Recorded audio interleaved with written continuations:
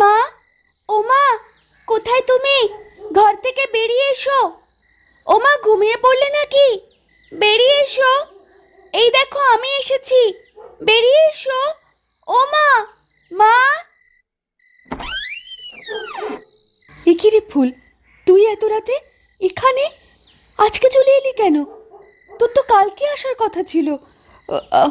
আর তোর দাদা কোথায়? বলছি বলছি সব। আগে একটু ঘরে তো নিয়ে চলো আমাকে। বড্ড শীত করছে। শীতের রাতে কত দূর হেঁটে হেঁটে এসেছি জানো তুমি? এখানে আসতে আসতে আমার অনেক কষ্ট হয়েছে। এত কষ্ট করে রাতের বেলা কি আসতে বলেছি তোদের শুনে? আগামীকাল সকালবেলা চলে আসতে পারতি। ভালো কথা, তোর দাদা কোথায় বললি না তো? সবকিছু বলছি, আগে ঘরে চলো। শীতে আমার শরীর একদম জমে যাচ্ছে। আচ্ছা বেশ, ঘরে আয়। কত করে বলেছিলাম শীতের জামা কাপড় সাথে নিয়ে যা। কে শোনে কার কথা? সেই আমার কথা অমান্য করে শীতের জামা কাপড় সব ফেলে চলে গিয়েছিলি। আয় আয় আয়, শিগগিরই ঘরে আয়। বাবা কোথায় মা? বাবাকে দেখি না, কতক্ষণ হয়ে গেল। বাবাকে দেখবি কি করে? তোর বাবা কি আর এত রাতে এখানে থাকে? চলে গেছে কবরস্থানে। তোর বাবা যে রাতের বেলা কবরস্থানে কবর দেয়, সেটা ভুলে গেছিস? সকালবেলা হলে বাবাকে পেতি। তার মানে বাবার সাথে দেখা হবে না? আমি এত কষ্ট করে এখানে এলাম। দেখা হবে না কেন? তোর কি মাথা টাথা খারাপ হয়ে গেল নাকি? আর তুই বললি না তো যে তোর দাদা কোথায়? সে আবার কোথায় গেল? দাদা তো আমার সাথে আসেনি। দাদা রয়ে গেছে বিয়ে বাড়িতে। আমি একা একা চলে এসেছি। কি কি বলছিস কি তুই? তুই এতটা পথ একা একা এলি নাকি? আর তোর দাদা বিয়ে বাড়িতে রয়ে গেল বলি সে তোকে একা একা ছেড়ে দিল? আমি জোর করেই চলে এলাম। দাদা বলেছে পরে আসবে। আমার বিয়ে বাড়িতে ভালো লাগছে না, তাই আমি চলে এসেছি। আমার শরীরটা বড্ড খারাপ লাগছে মা, মনে হচ্ছে জ্বর আসবে। আমার মাথায় একবার হাত রেখে দেখবে? হ্যাঁ, দেখছি। কি রে, তোর শরীরে তো গরম কেন? তোর তো ভীষণ জ্বর এসেছে দেখছি।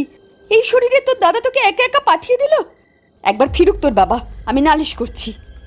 খুব জল তেষ্টা পেয়েছে মা, একটু জল খাওয়া। তুই বিছানায় শুয়ে পড় মা, আমি তোর জন্য জল নিয়ে আসছি।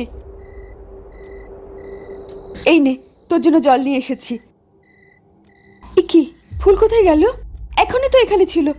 কোথায় গেল মেয়েটা? আমাকে বললো জল খাবে। কল ঘরে গেল নাকি আবার একা একা?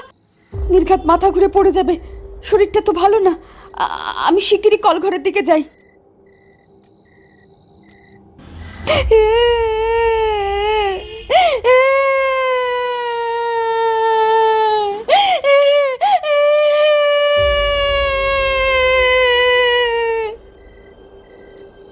একিরে মা, তুই এখানে কি করছিস? আমায় বলে জল খাবি আর উল্টো দিকে মুখ করে কাঁদছিস কেন? কি হয়েছে তোর? এদিকে ঘোর বলছি। কিরে ফুল, কথা শুনছিস না কেন? এদিকে ঘোর মা। আমি যেতে চাই না মা, আমাকে ধরে রাখো। ওরা আমাকে টেনে নিয়ে যাচ্ছে। কি হয়েছে তোর মা? কি হয়েছে? আমি তো কিছুই বুঝতে পারছি না। আমাকে ওদের হাত থেকে বাঁচিয়ে নাও মা। ওরা কেউ আমাকে ছাড়বে না। ওরা আমাকে টানছে, আমাকে ছিঁড়ে খাবে ওরা। আমাকে বাঁচিয়ে দাও। ও মা গো, এসব আমি কি দেখছি? কি হলো আমার মেয়েটার? কি হচ্ছে আমার সাথে? আমি চললাম মা, তোমার সাথে আর দেখা হবে না। ভালো থেকো তুমি।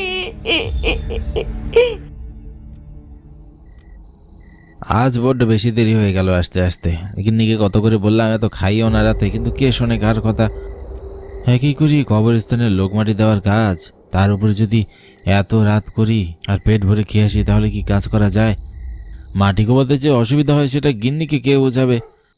আর যদি আমি যাওয়ার আগে কোনো লাশ নিয়ে কেউ আসে, তাহলে কিভাবে কি করব সেটাই ভাবছি। মাটি খোঁড়ার লোক না পেলে তো লাশকে এভাবেই ফেলে রাখতে হবে গ্রামবাসীকে। আমি বরং শিগগিরই পা চালিয়ে গিয়ে দেখি, আল্লাহ যেন আমি যাওয়ার আগে কোনো লাশ কেউ না নিয়ে আসে। এই রে, সেরেছে। আমি আসার আগেই দেখি এই লোকটা লাশকে এনে এখানে ফেলে রেখেছে। আজ নির্ঘাত আমাকে কথা শুনতে হবে। গিন্নিকে কত করে বোঝাই বেশি সময় জায়গাটা ফেলে আমার চলে যাওয়া উচিত নয়, মাটি ঘুরতে হয়, সে আমাকে দেরি করিয়েই দিল। ওখানে ওই লোকগুলো যেভাবে দাঁড়িয়ে আছে, নিশ্চয়ই নিজেরা নিজেরা লাশটাকে কবর দেওয়ার একটা ব্যবস্থা করছে।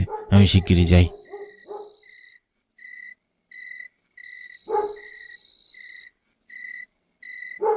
ক্ষমা করে দেবেন বাবুরা, আমি আসতে আসতে বড্ড দেরি করে ফেলেছি। আসলে গিন্নি এমন জোর করে খাইয়ে পাঠালো যে দেরি হয়ে গেল। আপনারা নিজেরা নিজেরা এই লাশ কবর দেওয়ার ব্যবস্থা করে ফেলেছেন নাকি? দিন, আমাকে দিন, আমি লাশটা কবর দেওয়ার ব্যবস্থা করি। এ কি, লোকগুলো আমার কথা শুনছে না? ও ভাই, শুনতে পাচ্ছেন? কি কি হলো? আমি বড্ড বেশি দেরি করে ফেলেছি। কি হলো, আপনারা কথা শুনতে পাচ্ছেন না? তুমি বুঝি এখানে মাটি করো? এখানকার সব লাশ বুঝি তুমি একাই মাটি দাও? হ্যাঁ বাবুরা, এখানকার লাশ সবগুলো আমি একাই মাটি দিই। আজ আস্তে আস্তে বড্ড দেরি হয়ে গেল আমার। কিন্তু আমরা তো লাশের ব্যবস্থা করে ফেলেছি, লাশকে এখন আর মাটি দিতে হবে না। হ্যাঁ, লাশকে মাটি দিতে হবে না? তাহলে কি শরীর পুড়িয়ে ফেলবেন আপনারা? অসুবিধা নেই, সেই ব্যবস্থাও আমি করে দিতে পারবো। আমরা লাশ মাটিও দেবো না, পুড়িয়েও দেবো না। আমরা এটাকে ভালো একটা কাজ করব। লাশ নিয়ে আবার কি করবেন? মাটিও দেবেন আবার পোড়াবেনও না? আমি যতদূর জানি দুটো ছাড়া তো আর অন্য কোনো উপায়ে লাশ কিছু করা যায় না। কি সব বলছেন আপনারা? এই দেখো লাশটাকে আমরা কি করছি।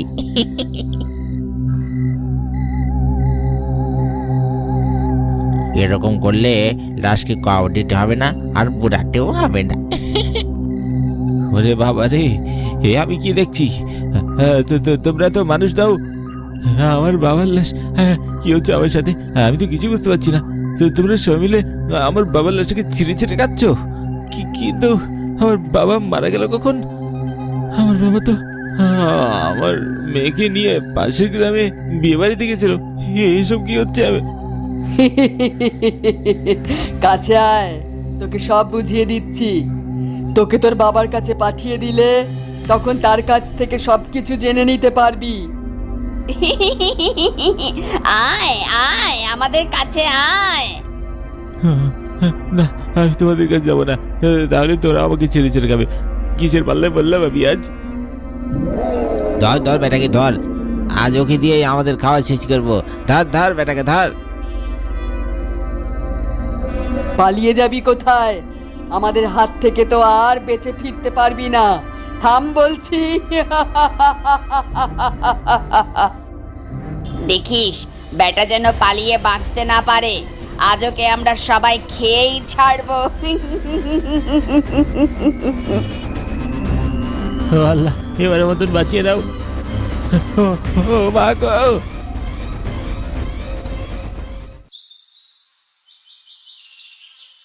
আজ বড্ড দেরি হয়ে গেল কাজে যেতে। শিগগিরই যেতে হবে কবরস্থানে, নয়তো আজ আমাকে শরীফ ভাই হেব্বি বকা দেবে। এমনিতেই লোকটা সারা রাত কবরে কাজ করে, সারা রাত না ঘুমিয়ে মাথার তার এমনিতেই মানুষের ছিঁড়ে যায়। আমি বরং শিগগিরই গিয়ে কাজটা হাতে নিই। মাঝে মাঝে আমিও না হয় রাতে কবরস্থানে থাকবো। আজ সকালবেলা শরীফ ভাইকে কাজে পাঠিয়ে দেব। এভাবে হলে লোকটার উপরও চাপ কিছুটা কম পড়বে। পা চালিয়ে শিগগিরই যেতে হবে। কে আবার ওখানে কে পড়ে আছে মনে হচ্ছে? কোনো মানুষ অজ্ঞান হয়ে পড়ে আছে নাকি? দেখে তো সেটাই মনে হচ্ছে। এ রে, নির্ঘাত জ্ঞান হারিয়ে পড়ে আছে কেউ। কাছে গিয়ে দেখি তো ওটাকে। ও শরীফ ভাই, ওঠো। বলি কি হয়েছে গো? তুমি এখানে অজ্ঞান হয়ে পড়ে আছো? হ্যাঁ, শরীফ শরীর খারাপ নাকি? হ্যাঁ তোমার? না, এভাবে হবে না। চোখে মুখে জল চিরিয়ে দিতে হবে। ওই পাশের পুকুর থেকে খানিকটা জল নিয়ে আসি।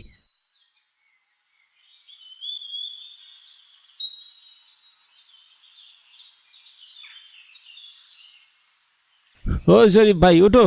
বলি কি হয়েছে গো? তুমি এখানে অজ্ঞান হয়ে পড়ে আছো? হ্যাঁ, শরীর শরীর খারাপ নাকি? হ্যাঁ তোমার?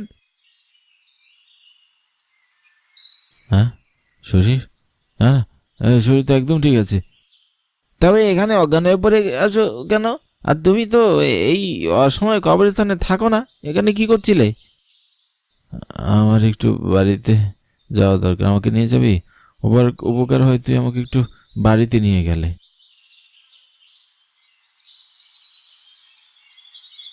তুমি তো বললেই তোমার শরীর ঠিক আছে, তোমার তো ভীষণ জ্বর। চলো চলো, তোমাকে বাড়ি নিয়ে যাই।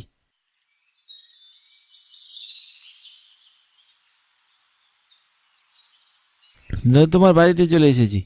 এ কি, ওই যে ওখানে কে অজ্ঞান হয়ে পড়ে আছে? ও, ওটা তো ভাবি মনে হচ্ছে। কি হচ্ছে তোমাদের সাথে কিছুই বুঝতে পারছি না। পথে তুমি অজ্ঞান হয়ে পড়েছিলে, এখন তোমার বউ এখানে অজ্ঞান হয়ে পড়ে আছে। মরিয়মের চোখে মুখে একটু জল ছিটিয়ে দে ভাই, বোধহয় জ্ঞান হারিয়েছে।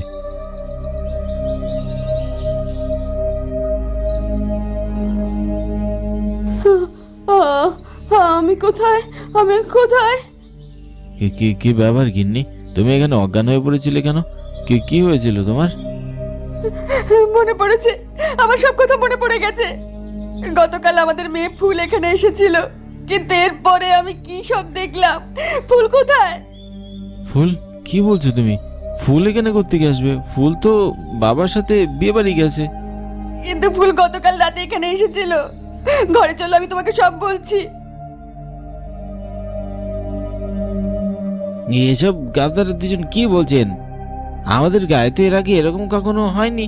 জিন ভূত আমাদের গায়ে কখনো ছিলই না। তাহলে হুট করে আপনারা দুজন কি করে ভূতের ঘটনার সাক্ষী হতে পারেন?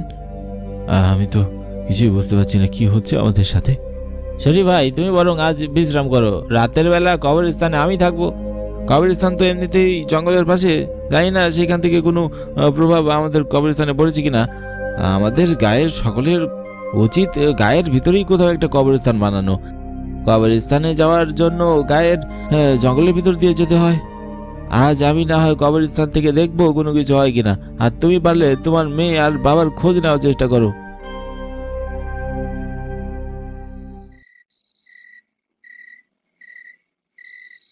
কি, কবরস্থান তো সম্পূর্ণ ফাঁকা। দুদিন ধরে কোনো লাশও তো এখানে আসেনি। তার মানে গত দুদিন কেউ মারাও যায়নি। কোনো খবর যখন পাইনি তখন 2 দিনে নিশ্চয়ই কেউ মারা যায়নি। আমি ভাবছি শরীফ ভাই আর মরিয়ম ভাবির সাথে কি হচ্ছে। এইখানে যদি এরকম কোনো ভূতের প্রকোপ থাকে তাহলে আমিও তো দেখব। কে কোথায় আছো? তোমরা যদি এখানে থাকো তাহলে বেরিয়ে এসো বলছি। কোনো ভয় দেখিয়ে লাভ নেই, বুঝলে? কেন ভয় দেখিয়েছিলে শরীফ ভাইকে? কিরে, তোর কি প্রাণের ভয় নেই রে? তুই কেন এসেছিস এখানে? একজনকে তো ভয় দেখিয়ে পাঠিয়ে দিয়েছি, আবার তুই তো প্রাণের মায়া ত্যাগ করে এখানে চলে এসেছিস। কত কথা কিসের? চলো বেটাকে ধরে খেয়ে ফেলি। থামো তোমরা। কারা তোমরা? এখানে কোত্থেকে আসলে? কি চাও তোমরা? এখানে তো আগে তোমাদের মতন কেউ ছিল না। তাহলে করতে গেলে তোমরা? আমি আর শরীফ ভাই দুজনে মিলে এখানেই কাজ করি। আমরা সারাদিন রাতে যতগুলো লাশ আসে তাদেরকে মাটি দেই। আমাদের এখানে আসতেই হবে। কিন্তু তোমরা কারা? তোমাদের পরিচয় দাও। আর তোমাদের যদি কোনো অসুবিধা হয়ে থাকে সেটাও আমাকে বলো। আমাকে বললে আমি তোমাদের সাহায্য করতে পারবো। সাহায্য করবি? আমরা কারো সাহায্য চাই না রে, আমরা তো মারাই গেছি। এখন আমাদের আর কোনো সাহায্যের দরকার নেই। কাউকে বিশ্বাস করি না এখন আমরা। এখান থেকে পালা বলছি, নয়তো তোকে আমরা ছিঁড়ে খেয়ে ফেলবা। হ্যাঁ, শিগগিরই এখান থেকে পালা, নয়তো তোর একদিন কি আমার একদিন। তোমরা কেউ এই দুনিয়ার মানুষ নও। এই দুনিয়া তোমাদের ছেড়ে চলে যেতে হবে।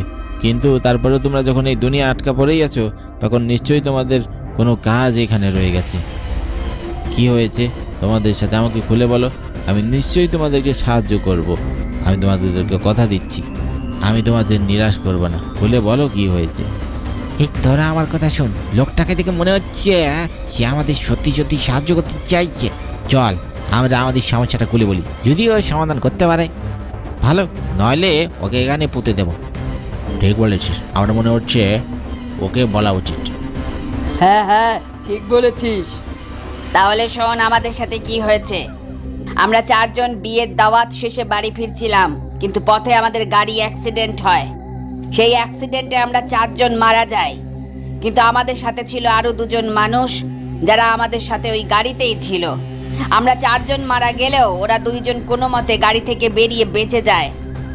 তাদের মধ্যে একজন ছিল বৃদ্ধ মানুষ আর একটা ছিল বাচ্চা মেয়ে। আমরা 4 জন মরার পরে ঠিক করেছিলাম আমরা যখন মারা গেছি তখন ওদের 2 জনকে আমরা বাঁচিয়ে সুস্থ মতন ওদের বাড়ি ফিরতে সাহায্য করব। কারণ গাড়ি এমন জায়গায় অ্যাক্সিডেন্ট করেছিল যেখান থেকে সহজে কোনো গাড়ি ঘোড়া পাওয়া সম্ভব নয়, আর রাস্তাটা ছিল খুবই বিপজ্জনক। তাই আমরা চারজন ওই বৃদ্ধ মানুষ আর ওই বাচ্চা মেয়েটার পেছন পেছন ওদের পাহারা দিয়ে নিয়ে আসতে থাকি। আমরা আজকে জোর বাঁচা বেঁচে গেছি দাদা। আল্লাহ নিজে আজ আমাদের বাঁচিয়ে দিয়েছে, বাকি সবাই মারা গেছে, তাই আমার খুব কষ্ট হচ্ছে। কান্দিস না মা, আল্লাহ হয়তো চেয়েছে আমরা এখনো বেঁচে থাকি, তাই হয়তো বিপদের পরও আমাদেরকে বাঁচিয়ে রাখা হয়েছে। কিন্তু আমার খারাপ লাগছে ওই চারজনের জন্য যারা আমাদের সাথে আসছিল। বেচারা কত কষ্ট করেও যাত্রা শেষ করে বাড়ি ফেরার জন্য আসছিল, কিন্তু নিয়তির কি খেলা যে শেষ পর্যন্ত ওদের আর বাড়ি ফেরা হলো না। ওদের জন্য আমাদের খুব কষ্ট হচ্ছে। দেখেছিস, ওরা দুইজন কত ভালো, ওরা আমাদের জন্য কত চিন্তা করছে। ঠিক বলেছিস, এজন্যই ওদের কোনো ক্ষতি হয় না, তাই ওদের আমরা পাহারা দিয়ে নিয়ে যাচ্ছি। আমরা না হয় মারা গেছি, কিন্তু ওদের কিছু হতে দেব না।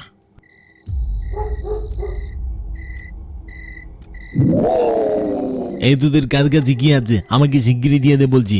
যদি বাঁচতে চাস দয়া করে দিয়ে দে। আমাদের কাছে কিছু নেই, বিশ্বাস করো, ছেড়ে দাও আমাদের।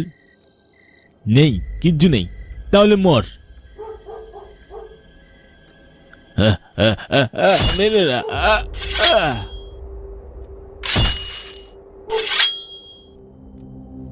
এটা কি হয়ে গেল? শয়তানটা ওদের দুইজনকে মেরে ফেললো। এবার একে আমরা ছাড়বো না, সামান্য টাকার লোভে ওই দুজনকে মেরে ফেললো। তোর কত বড় সাহস, তুই ওদের দুজনকে মেরে ফেললি? ও বাবা গো, আমি কি দেখছি? এটা কি করে সম্ভব? চারটা জিন একসাথে আমার সামনে দাঁড়িয়ে আছে। এখন আমরা তোকে মারবো। অনেক বড় ভুল করে ফেলেছিস, যার শাস্তি এখন শুধুমাত্র মৃত্যুদণ্ড। মরার জন্য তৈরি হ শয়তান। না না, আমাকে ছেড়ে দাও, আমাকে মেরো না, মেরো না। এবার আমরা কি করব? এই বৃদ্ধ লোক আর এই বাচ্চা মেয়েটার লাশ নিয়ে আমরা কি করব? আমার বরং এই দুজনকে খুব যত্নে রেখে দিই, ওদের লাশকে কাউকে নিতে দেব না। হ্যাঁ, এটা ঠিক কথা বলেছিস। আমি চাই না ওদের লাশগুলোকে জঙ্গলের পশু পাখি খুঁজে পাক। আমরা যত্ন সহকারে ওদেরকে কবর দেব। ঠিক বলেছিস। এই মাঝরাতে জঙ্গলে লাশ দুটোকে ফেলে রাখলে নিশ্চয়ই চিল শকুনে কিংবা জঙ্গলের কোনো হিংস্র প্রাণী এসে এই লাশ দুটোকে টেনে নিয়ে ছিঁড়ে খেয়ে ফেলবে। আমরা বরং এই দুজনকে কোনো একটা জায়গায় রেখে দিই। এবারে ওরা দুইজন এখানে সুরক্ষিত থাকবে। বলছিল ওদের গ্রাম নাকি পূব গ্রাম, আমরা সেখানে গিয়ে বসবাস করি। চল, সেখানে কাউকে না কাউকে আমরা জানিয়ে দেব। আচ্ছা বেশ, আমরা এখন ওদের ওই গ্রামে গিয়ে বসবাস করি। তার মানে ফুল আর তার দাদু মারা গেছে? হ্যাঁ, ওদের পরিবারের সাথে আমাদের যোগাযোগ করার ব্যবস্থা করো, ওদের আর লুকিয়ে রাখবো না। এইখানে যে শরীফ এসেছিল, যাকে তোমরা ভয় দেখিয়ে পাঠিয়ে দিয়েছিলে, সেই হলো ওই বাচ্চা মেয়েটার বাবা। আর সম্ভবত বাচ্চা মেয়েটা তার মাকে শেষবারের মতন দেখতে গিয়েছিল আত্মারূপে। কোনো চিন্তা করবেন না, আমি আগামীকালই ওদের লাশ তুলে নিয়ে যাব ওদের পরিবারের কাছে। আজ থেকে মুক্ত হয়ে যাও। আচ্ছা বেশ, আমরা এখন তাহলে চলে যাচ্ছি। তুই আমাদের অসমাপ্ত কাজ পূরণ করে দিস কিন্তু।